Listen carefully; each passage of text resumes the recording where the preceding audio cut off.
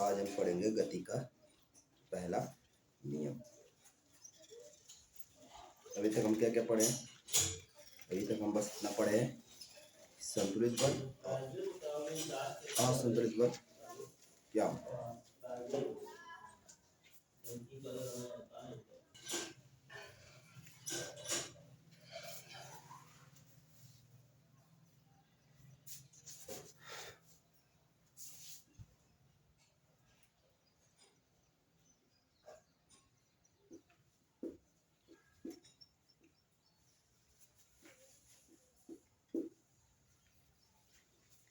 गति का पहला समीकरण क्या है? गति का पहला समीकरण गैलीलियो, ठीक है, एक वैज्ञानिक हुआ सन 1564 में। कौन? गैलीलियो, सन 1564, अकबर के जमाने में।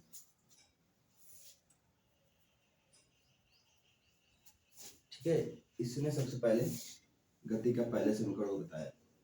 क्या बताया था? मान लो दो आनत तल है। क्या तल है? दो आनत तल। आनत तल मतलब झुके हुए 90 डिग्री एक ही समतल पर रखे। समतल पर रखे हुए मतलब ये जो तुम्हारा कोई बेंच हो बड़ा सा, वो समतल है, सतह है। उसी सतह पर दोनों साइड से ऐसे लगा करके रखें। ठीक, इसका भी कोण थीटा है, दोनों का कोण थीटा है, दोनों में अंतर नहीं। ये 90 डिग्री ऐसे है। फिर क्या किया? यहाँ से छोटी सी गोली, कंचा खेलते हो ना, वही वाली गोली यहाँ से गिरा है एकदम एच हाइट से, मतलब सबसे ऊपरी चोटी से। इसको यहाँ से छोड़ दिया, बस छोड़ दिया। ठीक है, ऐसे रखा और छोड़ दिया, यहाँ ऐसे छोड़ दिया रख कर। तो क्या होगा? ये आनत तल है, ठीक है, त्वरण लग रहा है नीचे का, इसका भार ऐसे लग रहा है नीचे की तरफ, यम जी। ये क्या है सर? ये क्या लिखते हैं? एम जी क्या है? जब भी कोई वस्तु, ठीक है, को अगर हम हाथ में लेते हैं, ये मैं हाथ में ले रहा हूँ, तो इसका कुछ द्रव्यमान है ना, उसको कैसे लिखेंगे? एम से द्रव्यमान। ठीक, एम से क्या द्रव्यमान? नीचे क्या लग रहा है? इसमें त्वरण लग रहा है। कौन सा? गुरुत्वाकर्षण का बल लग रहा है, नीचे से लग रहा है। तो उसके लिए क्या लिखेंगे? इसका बल नीचे की तरफ लग रहा है ना, इसलिए तो ये देखो नीचे की तरफ नहीं लगता, मेरे हाथ में कैसे आके गिरता? अगर इसका बल नीचे की तरफ नहीं लगता, इसका द्रव्यमान नीचे नहीं जाता, तो मेरे हाथ पे कैसे आके लगता? ऊपर चला जाता। तो ऐसा हो नहीं रहा है, नीचे गुरुत्वाकर्षण लगा था भी मेरे हाथ पे आ रहा है, ये तो नहीं आता। इसी तरह आ रहा है ना मेरे हाथ पे। ठीक है, इसका जो नीचे का द्रव्यमान लग रहा है, द्रव्यमान कितना है? एम, और नीचे जो बल लग रहा है, बल एम जी, कितना लग रहा है? M G. यह बल बराबर होता है यम ए। ये क्या होता है? त्वरण। तो यहाँ पे ए किसके बराबर है? जी के। जी भी क्या होता है? त्वरणित होता है।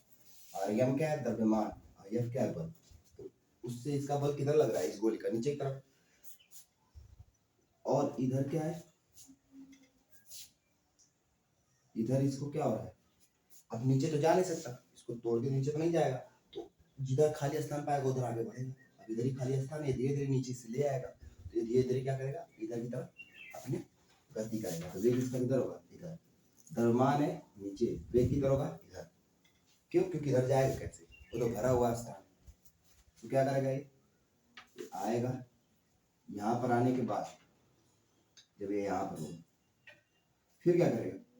इसके पास आएगा, आएगा ना इसके पास, और आने के बाद उतने ही दूर जाके इस पर भी चढ़ेगा, दूसरे बार में। यहाँ छोड़ा गया था और इधर आया, वहीं जाके, ठीक है ना, जितना दूर छोड़ूंगा उतना दूर इस वाले पे चढ़ेगा। इस वाले से जितना ऊपर से छोड़ूंगा इस वाले पे उतना ही ऊपर जाएगा। अब मान लो मैं यहाँ से इसे छोड़ू, ठीक है, इस वाले से इसे पहला मान लो तो यहाँ पर आएगा, ये दूसरा समझो तो यहाँ पे रुकेगा।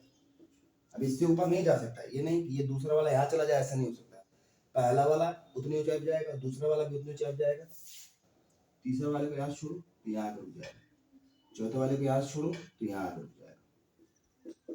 ठीक है, जिसे जहां से छोड़ा जाएगा वो वहीं आके रुक जाएगा। समझ रहे हो? पहला, दूसरा, तीसरा, चौथा, जिसे जहां से छोड़ा जाएगा वहीं आके उतनी ऊंचाई पे जाके रुक जाएगा दूसरी तरफ। ठीक है, अगर मैं इसे यहीं छोड़ दूं तो यहाँ पे आके रुक जाएगा। समझ रहे हो? तो ऐसा क्यों हो रहा था? ऐसा इसलिए हो रहा था कि इन्होंने क्या कहा इसके बाद, इन्होंने कहा यदि कोई वस्तु गति, ठीक है, तो वो गति ही करती रहेगी, ठीक है, जब तक उस पर कोई बाहरी बल ना लगे। समझ रहे हो?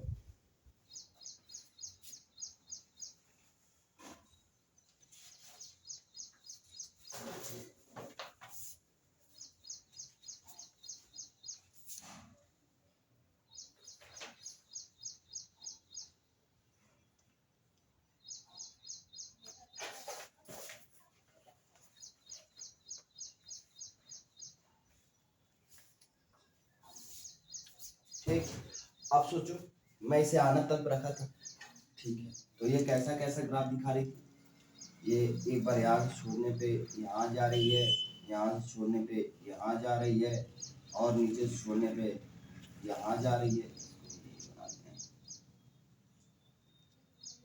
यहाँ से छोड़ने से यहाँ जा रही है।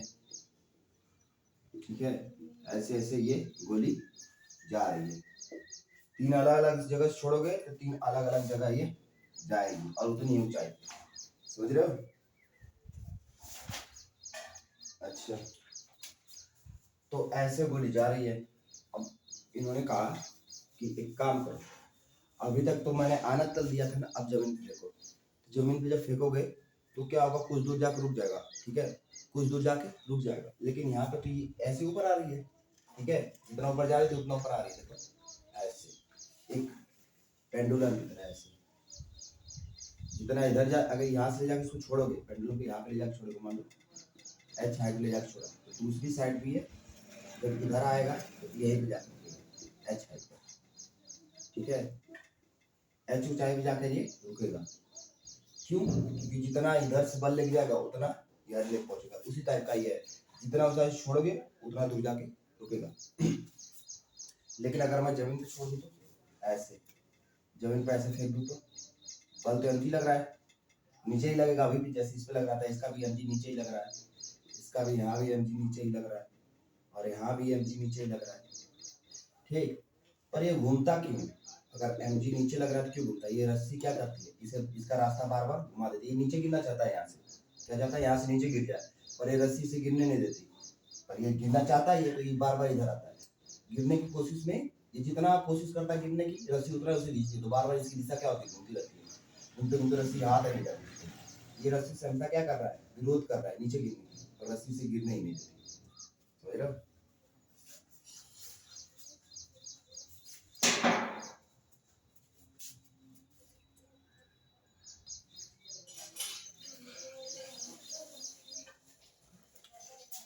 ये देखो, ऐसा कुछ पेंडुलम कुछ ऐसा होता है, एक धागा होता है, उसमें ये द्रव्यमान लटका होता है। क्या करते हैं, जब मैं इसको यहाँ ले जाऊंगा और यहाँ से छोड़ूंगा तो उतना ही दूर जाएगा, जैसे ऐसे पकड़ लूंगा इसे और यहाँ से छोड़ूं तो इस साइड भी उतना ही दूर जाएगा। मैं यहाँ छोड़ूं तो जितना दूर छोड़ा था उतना दूर इस साइड जाएगा, यहाँ छोड़ो तो उतना ही दूर जाएगा।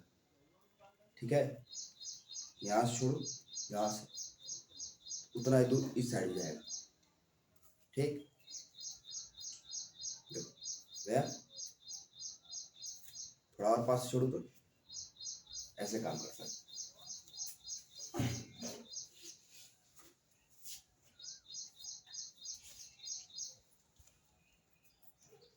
तो क्या इन्होंने कहा क्या था, उसको लिख लेते ये वाला।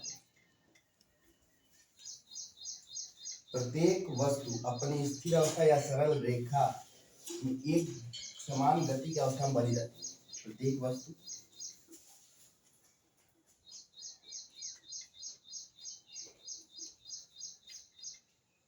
प्रत्येक वस्तु अपनी स्थिर अवस्था या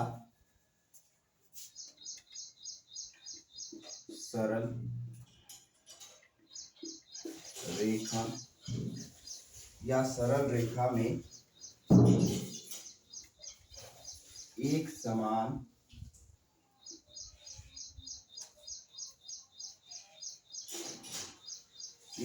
गति की अवस्था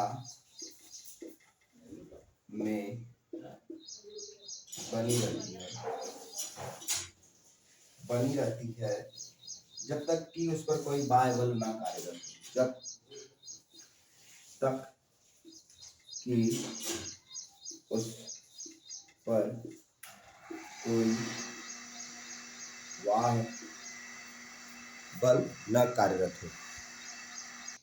देखो, प्रत्येक वस्तु अपनी स्थिर अवस्था या सरल रेखा में एक समान गति की अवस्था बनाए रखती है जब तक उस पर कोई बाह्य बल न कार्य करे। मतलब ये मैं वैसे ऐसे रखा हूँ, ठीक है, और इसे यहाँ से छोड़ो, ठीक है, और यहाँ पे रोक दो, यहाँ से छोड़ो और यहाँ पे रोक दो। तो मैं कोई यहाँ से छोड़ा था ना, कोई बल नहीं दिया था, इसे बस यहाँ पे जाकर छोड़ दिया था, इधर गई, ठीक है, धीरे धीरे धीरे धीरे रुक जाए, रुकेगी क्योंकि क्या होगा, समय के साथ इसका वेग कम होगा। क्यों कम होगा? क्योंकि वो वायु क्या कर रहा है, प्रतिरोध कर रहा है। वायु क्या कर रहा है, प्रतिरोध। अब मैं इसे यहाँ से छोड़ू और यहाँ जाते इसे पकड़ लूँ, ठीक है, मैंने क्या किया, बल लगाया। तो बल जब तक मैं कोई इसमें बाहरी बल नहीं लगाऊंगा तब तक ये क्या करेगा, कोई भी अपनी गति में कोई परिवर्तन नहीं दिखाया। अब मैं इसे छोड़ रहा हूँ, ये धीरे धीरे रुक जा रहा है, फिर भी तो इसकी गति में परिवर्तन तो हो ही रहा है, क्योंकि रुक क्यों जा रहा है? क्यों? क्योंकि वायु क्या कर रहा है, इस पर बल लगा रहा है, प्रतिरोध कर रहा है। ये जो हमारे चारों तरफ वायु है, ये इसे धीरे धीरे क्या कर रहा है, रोक रहा है, ठीक है। अगर ये वायु नहीं होता, मैं इसे छोड़ता, ये ऐसे ही इसी वेग से घूमता रहता अनंत काल के लिए, रुकता ही नहीं कभी। लेकिन क्यों रुक जा रहा है? क्योंकि माध्यम है, ये वायु जो हमारे चारों तरफ क्या कर रहा है, इसका प्रतिरोध कर रहा है और ये रुक जा रहा है।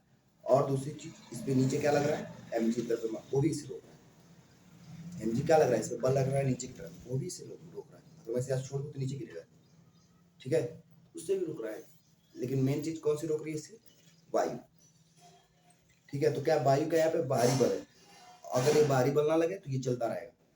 ये बताया किसने, न्यूटन।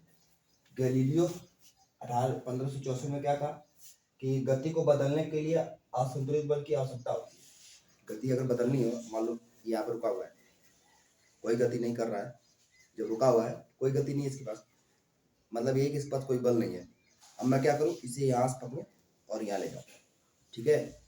इसका स्थान बदलने से जो बल मिलता है उसे कहते हैं स्थिति ऊर्जा। इसका स्थान बदल दिया, यहाँ पे ले गया, अब इसके पास बल आ गया। क्यों बल आया? क्योंकि इसकी स्थिति क्या हो गई, बदल गई, समझ रहे हो। अब मैं इसे यहाँ से छोड़ूंगा तो इस पे बार बार क्या होगा, द्रव्यमान इसे नीचे खींचना चाहेगा ना, यहाँ से मैं छोड़ दूं नीचे गिरेगा, तो द्रव्यमान इसे क्या करेगा, नीचे खींचना चाहेगा। पर ये रस्सी क्या कर रही है, इसे रोकेगी। अभी यहाँ से गिरेगा, बार बार चाहेगा नीचे नीचे नीचे नीचे, लेकिन रस्सी गिरने ही नहीं देगी। उससे क्या करेगी, रस्सी तोड़ लगा रही है इस पे अपनी तरफ, गुरुत्वाकर्षण क्या करेगा, नीचे की तरफ। इस तनाव कारण ये क्या करेगा, ऐसे गति करेगा, ऊपर से भी तनाव, नीचे से भी तनाव, उसके कारण से क्या करेगा, वृत्तीय मार्ग पे जाएगा। तो बनाता है ना ऐसे, ये त्रिज्या हो गया तो इसी की साइड से घूमेगा ऐसे। तो अगर मैं इसे यहाँ से छोड़ू, गया, ठीक है। अबे तब तक गति करेगा जब तक कि इसका सब बल क्या हो जाए, खत्म ना हो जाए। लेकिन गति क्यों कर रहा है, क्योंकि मैंने इसको क्या दिया है, असंतुलित बल। यहाँ पे क्या था, संतुलित था, यहाँ ले गया, तुरंत क्या मिल गया इसको, स्थितिज ऊर्जा। अब ये क्या करेगा, गति करेगा। तो जब तक असंतुलित बल नहीं मिलता तब तक गति में परिवर्तन या स्थिति में परिवर्तन नहीं आता। कोई चीज रुकी हुई है तो रुकी रहेगी, कोई चीज चल रही है तो चलती रहेगी, ठीक है।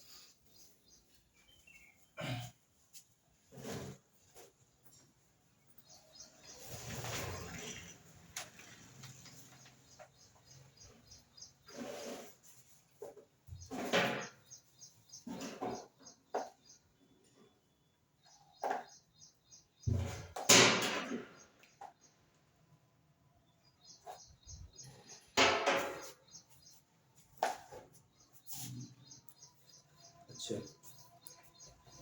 एक चीज और है, जैसे मान लो तुम लोग कैरम खेलते हो ना, कैरम गोटी, तो कैरम होता है उसको लगाया रहता है ऐसे, जब नीचे जैसे मारते हो तो नीचे वाली गोटी निकल जाती है, बाकी सब क्या करते हैं, बाकी सब क्या करते हैं, नीचे आके गिर जाते हैं।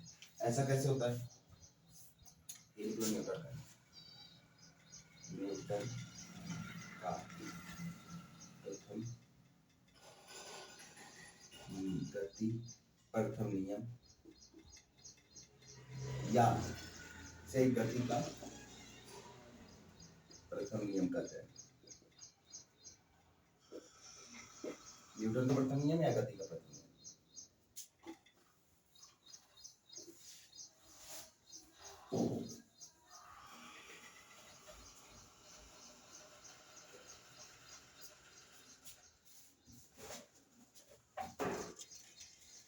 एक अगली हेडिंग पढ़ते हैं, जड़त्व। जड़त्व क्या है? जड़त्व का मतलब ये है कि जैसे ये इस पे ढक्कन लगा हुआ बंद है, मैं इसे कहूँ कि अभी जड़त्व में, ठीक है, ना हिल रहा है ना डुल रहा है, इसका कैप भी बंद है, ये कब तक बंद रहेगा ऐसे? सोचो अगर मैं इसे यहाँ पर रख दूँ, छोड़ दूँ इसे, 10 दिन के लिए बंद रहेगा अपने से कि खुल जाएगा? बंद रहेगा। 20 दिन के लिए, 20 दिन बाद तो खुल जाएगा, समय लग रहा है ना, समय से खुलना चाहिए इसे, पर नहीं खुलेगा। 1 महीने बाद, 2 साल बाद, कभी नहीं खुलेगा जब तक कि मैं इस पर कोई बल ना लगाऊं।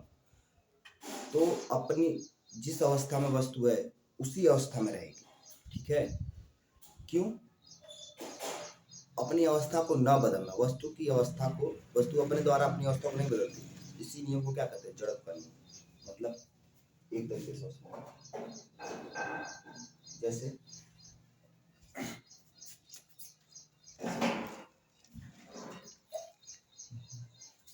ये ग्लास है और थोड़ा बड़ा छोटा चीज, छोटा छोटा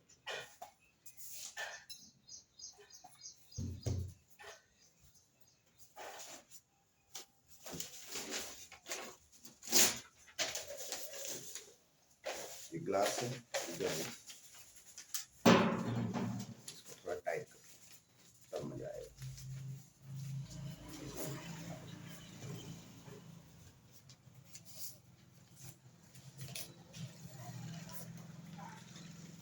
ग्लास के ऊपर कागज है, कागज के ऊपर कैप है, ठीक है? कोई चीज मूव नहीं कर रहा है, एक कैप भी रुका हुआ है, कागज भी रुका हुआ है, ग्लास भी रुकी है। अगर मैं इसे खींचूं, तुम्हें जाती हुई दिख रही है? क्यों दिख रही है? क्योंकि अभी कैप और कागज में कैसा संबंध है? ऐसा ही है कि मैं इसे झटके से खींचूं तो नीचे गिर जाए। क्यों नीचे गिरा? अगर मैं थोड़ा टाइट चाहिए,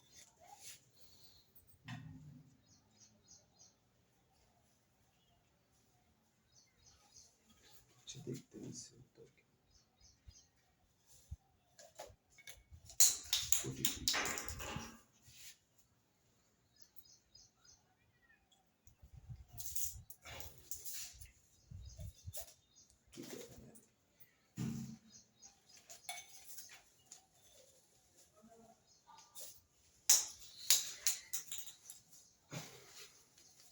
इसे समझो ऐसे, ये इस पे रखा हुआ है, मैं इसे खींचूंगा उल्टे का, तो जब मैं इसे खींचूं बीच वाले का, तो ये उसके साथ जाना चाहिए। क्या होना चाहिए? क्योंकि इसके ऊपर रखा हुआ है ना, इसके साथ चला जाना चाहिए। कस के खींचता हूँ, गिरना नहीं चाहिए, कहीं भी ले जाऊँ, ठीक है? अरे तो गिर गया, इसके साथ तो नहीं गया। क्यों गिर गया?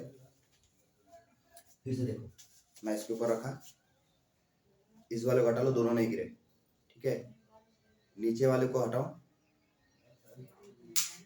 दोनों गिर गए। मैं तो इसको ले जा रहा था, दोनों गिर गया ना। मैं तो इसको ले जा रहा था, मैं तो बस इसको ले जा रहा हूँ ना, या मैं इसको ले जा रहा हूँ। ये क्यों गिर जा रहा है? क्योंकि वो अब पहले किस अवस्था में था? एक गिलास है, इस पे कागज है और उस पे ये कैप है। ये ग्लास है, कागज है और कैप है। जब मैं इसको हटा रहा हूँ तो ये गिर जा रहा है, ठीक है। जब मैं इसको हटा रहा हूँ ये दोनों गिर जा रहे हैं, क्यों? क्योंकि अभी सब तीनों किसमें है? जड़त्व में। जड़त्व के कारण जब मैं किसी एक को भी हटाऊंगा तो ऊपर वाला जो होगा उनके, वो उसी अवस्था में रहना चाहेगा जिसमें है, ठीक है। वो चाहेगा कि मैं रुका ही रहूं, वो चलना नहीं चाहेगा, वो अपनी तरफ से कुछ नहीं चाहेगा। तो उस कारण से वो क्या करेगा? उसका विरोध करेगा, वो वहीं पर रुक जाएगा और नीचे वाला गिर जाएगा, जब तक कि मैं उन दोनों को जोड़ ना दूं। जोड़ दूंगा तो जाएगा, लेकिन अगर दोनों में कोई जुड़ाव नहीं है तो क्या करेगा? नीचे गिरेगा। ग्लास हटाऊं, दोनों नीचे गिर जाएंगे। बीच वाले हटाऊं, ये गिर जाएगा, ठीक है। तो इसी को क्या कहते हैं? जड़त्व। जैसे एक पेड़ है, उसकी एक डाल को नीचे पड़ खींचो तो ऊपर का बल लगाती है, क्यों? क्योंकि वो जिस अवस्था में उसी में रहना चाहती है, उससे नीचे नहीं आना चाहती। अगर उसे ऊपर ठेलो तभी क्या करती है? नीचे का बल लगाती है। देखना कभी ऐसे मोटी सी डाल को पकड़ लेना, उस पर नीचे खींचा तो क्या करेगी? तुमको ऊपर खींचेगी। उसे ऊपर का ठेलना तो क्या करेगी? तुम्हें नीचे का ठेलेगी, क्यों? क्योंकि वो उसी अवस्था में रहना चाहती है जिस पर है। इसे क्या कहते हैं? जड़।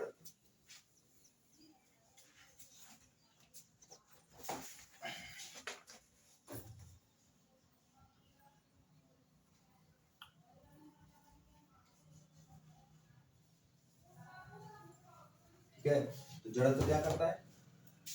जड़त्व गति या गति या विराम की अवस्था में परिवर्तन का विरोध ही जड़त्व है। ठीक है, गति या विराम की अवस्था का विरोध ही जड़त्व है। मतलब एक बस चल रही है, बस में तुम बैठे हुए, एकाएक उसे रोकना पड़े, क्या करना पड़े? रोकना पड़े, तो क्या होता है? हम लोग झटके से आगे चले जाते हैं। हम आगे क्यों जाते हैं? क्योंकि हम बस के साथ कैसे थे? गतिमान थे। बस का जो फ्रेम है, मतलब बस का जो माध्यम है, एक बस क्या है? एक फ्रेम है, ठीक है। वो हमसे अलग है। मान लो एक बाहर आदमी खड़ा है, वो बस को देख रहा है तो बस उससे जाते हुए दिखेगी।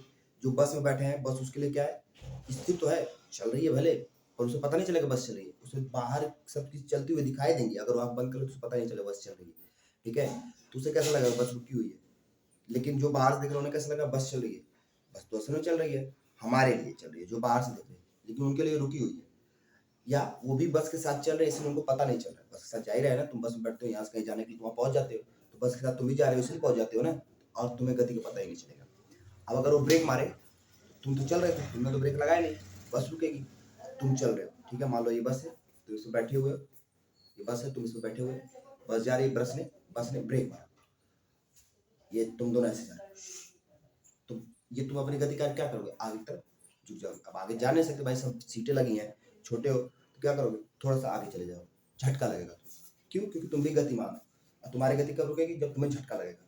बस की गति कब रुकेगी? जब वो ब्रेक लगाएगा। तो अपनी गति के कारण तुम क्या होते हो? आगे चले जाते हो। तो इसलिए क्यों चले जाते हो? क्योंकि तुम गति कर रहे थे। में अगर कोई बल लगेगा नीचे से, अगर रोकना चाहेगा, तुम उसका क्या करोगे? विरोध करोगे। जड़त्व तो क्या कर रहा है? विरोध कर रहा है। तो गति की अवस्था में अगर परिवर्तन होगा तब भी विरोध करोगे। आगे जाना चाहते हो तुम, इसलिए तो आगे जा रहे हो। या रुके हुए हो, ठीक है, कोई डाल रुकी हुई है, उसे खींच रहे हो, तो क्या करेगी? ऊपर जाना चाहिए। धक्का दे रहे हो तो नीचे आना चाहिए।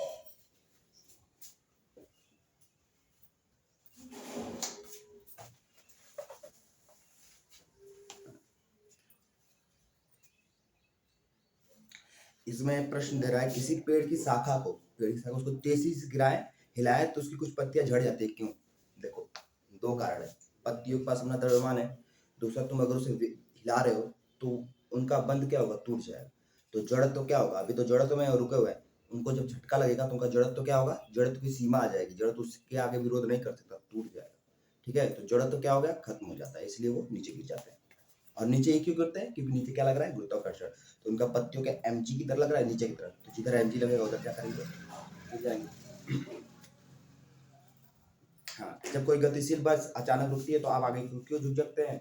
वही, क्योंकि हम क्या थे? विरामावस्था में थे, एक तरह से गति तो कर रहे थे, ये कह रहा है जबकि विरामावस्था से गतिशील होती है और जब तो पीछे क्यों क्यों हो जाते हैं।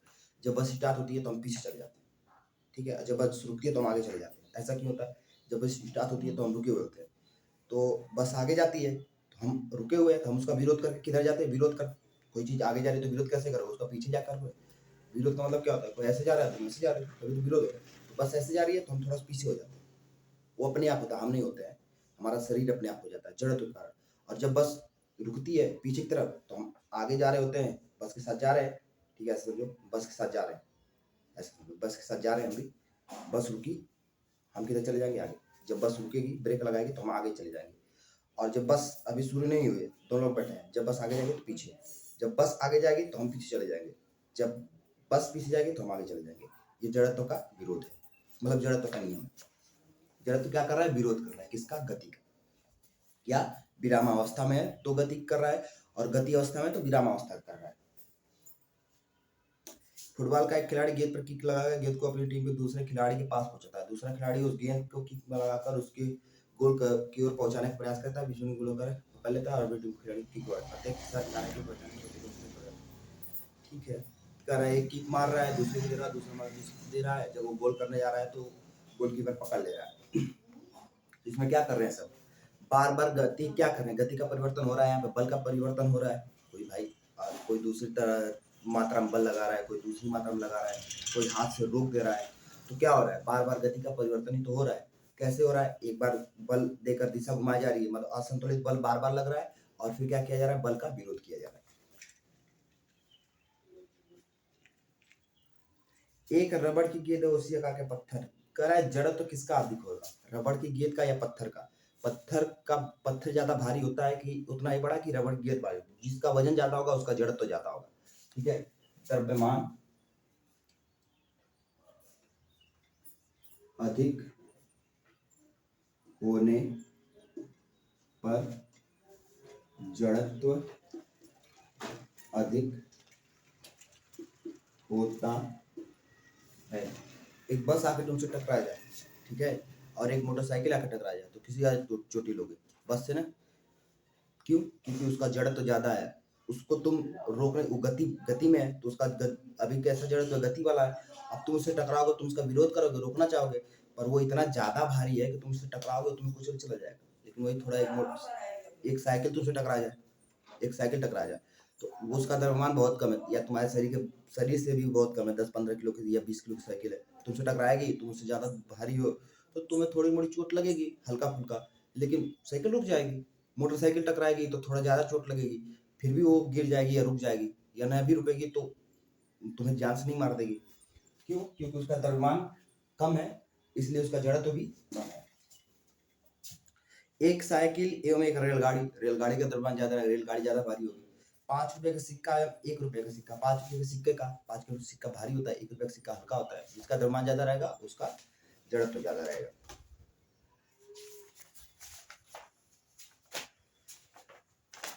अच्छा,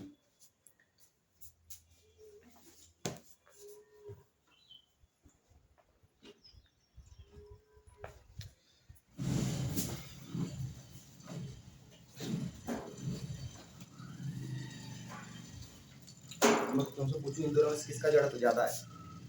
दोनों का जड़त्व बराबर है, क्योंकि दोनों का द्रव्यमान क्या है? बराबर। द्रव्यमान बराबर होगा तो जड़त्व बराबर होगा, ठीक है। मैं पूछूं इनमें से और इनमें से किसका जड़त्व ज्यादा है? इन दोनों में से तो इसका जड़त्व ज्यादा है, इसका द्रव्यमान कम है, ठीक है। मैं पूछूं इससे और इससे किसका द्रव्यमान जड़त्व ज्यादा है? तो इसका ज्यादा है, ठीक है। ये रुका हुआ है यहाँ पर, तो मुझे इसे गति में लाने के लिए ज्यादा बल लगाना पड़ेगा, ठीक है, क्योंकि इसका द्रव्यमान ज्यादा है, ज्यादा बल लगाऊंगा तभी चल पाएगा। इसका कम है, थोड़ा सा भी धक्का दूंगा तो चलेगा। जैसे पत्ती होती है, ठीक है, पेड़ों की पत्तियां होती हैं, थोड़ी सी हवा चलती है तो उड़ जाते हैं, तो मतलब पहले स्थिर थे, हवा चली उड़ गए। क्यों? क्योंकि उनका द्रव्यमान क्या है? कम है, तो जड़त्व भी कम है। लेकिन वही एक इतना बड़ा पत्थर या उतना ही बड़ा पत्थर जितनी बड़ी पत्ती थी, वो हवा से हिलेगी, तूफान भी आएगा तो नहीं हिलेगी। क्यों? क्योंकि उसका जड़त्व क्या है? बहुत ज्यादा है, और तूफान भी आएगा तो उसको हिला नहीं सकता, क्योंकि हवा का एक छोटा सा पतला झोंका कितना टकराएगा उससे? उसका जड़त्व बहुत बड़ा है। जब तक कि मैं उसे हाथ से उठाकर दूसरी साइड ना रखूं, मैं क्यों हिला लेता हूँ? क्योंकि मेरा द्रव्यमान उस पत्थर से बहुत बड़ा ज्यादा है, तो मैं उसे अपने बल से हटा सकता हूँ। लेकिन जितनी हवा उसको लगती है, जितनी मात्रा में, हवा तो बहुत ज्यादा है, अगर पूरी हवा एक जगह केंद्रित होकर उस पर लगे तो पत्थर का कण कण बिखर जाएगा, लेकिन हवा तो पूरा फैल के चलती है दूर तक, तो उस पर बहुत कम मात्रा लगती है, इसलिए उसको हिला नहीं पाती है। लेकिन हमारा क्या है, हम पूरा उसको हाथ से पकड़ते हैं, उसे हटाते हैं, तब उसका जड़ तो टूटता है। समझ रहे हो? तो ये बात है। तो आज इतना ही करते हैं, और कल गति का 2-3 नियम पढ़ेंगे और कुछ सवाल करेंगे।